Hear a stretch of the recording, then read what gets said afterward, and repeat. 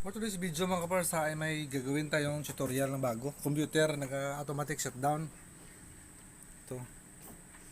Pinalitan na natin ng RAM, processor, naka-shutdown pa din. Ito ang panibagong natin tutorial gawin. Okay. Okay, ang first step natin mga kaparsa. Ang first step check muna natin kung totoo bang namamatay ito. Okay. Sabi ay ayun talaga tama yung may-ari na mamatay na bigla. I-check pandarin muna natin ulit. Yan, napalitan naman natin ng RAM, processor. Na-off talaga mga kapursa. Tanggalin muna natin ang saksakan nya, tapos check voltage muna natin dito. Yan, check natin kung may supply dito lumalabas. On muna natin. Wala mga kapursa, walang output dito kapursa. Dapat may 12 volts din siya. So dyan tayo mag-una mga kapursa. Dyan ang unang step natin. Okay, siyempre check natin yung mga wire dito. Baka may namumuong mga crack. Kadalasan dito ay nagka-crack ang mga wire nya. Ito mga kapursa, makikita natin sa ating mga mata ang kanyang area dito, parang wala na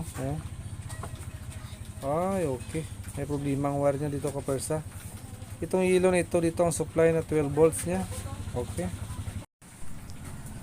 itong wire na ito kapersa, makikita naman natin na may problema talaga siya. Para mapatunayan ko, initin natin ang wire ang nito.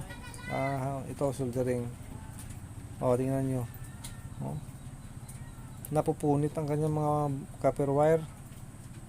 Kung ginunting natin yun sa copper wire, hindi natin makikita ang problema nya. Ayan.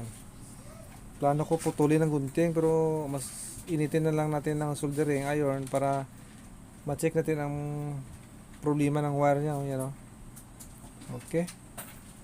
So dito, check natin dito kung may connection. Yan.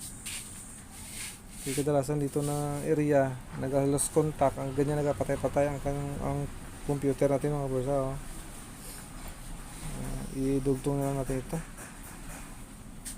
Check na natin okay, parang duda ako dito ng area. Sana walang problema dito para i-kuha na lang natin, idugtong na lang natin. Ang wire na expire na mga kapursa. Okay, titirahin na natin to para hindi na siya magkaraula. Okay, ara na. Uy, okay, dito ikuha natin ito na lang. May problema pa dito. So doon tayo sa dulo ko persa. Dito na lang Ayan. Okay, dito natin susulda na lang kapersa para ma-direct na lang siya. Yan. Ayan. Check natin kung ma-shutdown pa siya o hindi.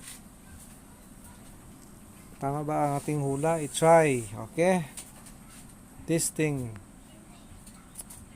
Okay, ready muna natin. Tapos isaksak dito. Ayan.